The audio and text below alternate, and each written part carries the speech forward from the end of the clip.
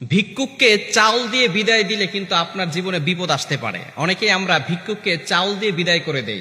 মনে রাখবেন, ভিক্ষুককে কখনো খালি হাতে তাড়িয়ে দেবেন না, কেননা নবীজি সাল্লাল্লাহু আলাইহি ওয়াসাল্লাম এটা নিষেধ করে দিয়েছেন। আল্লাহ পাক রব্বুল আলামিন নিজেও নিষেধ করে দিয়েছেন। আল্লাহ পাক রব্বুল আলামিন নিজে বলছেন, কোরআন খুলেন 30 নম্বর পারা 17 নম্বর পৃষ্ঠার 8 নম্বর লাইন, সূরাতুদ দোহার 9 নম্বর আয়াতে আল্লাহ বলছেন, ফাআম্মাল ইয়াতীমা ফালা তাকহার, তুমি ভিক্ষুককে কখনো ধমক দিও না। যারা সাহেল, যারা ভিক্ষুক, তাদেরকে কখনো ধমক দেওয়া যাবে না। ও আম্মা সাইলা ফালা তানহার, আল্লাহ পাক রব্বুল আলামিন ভিক্ষুককে ধমক দিতে নিষেধ করে দিয়েছেন।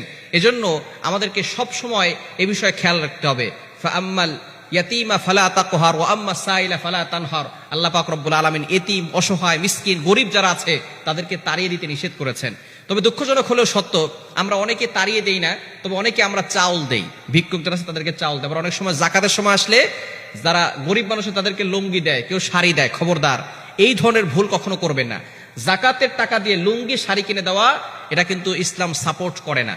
ইসলাম এটাকে নিষিদ্ধ ঘোষণা করেছে। আপনি জাকাতের কিছু দোকান আছে, জাকাতের শাড়ি কিনে, জাকাতের লুঙ্গি কিনে তারা এক একজনকে লুঙ্গি দেয়, শাড়ি দেয়।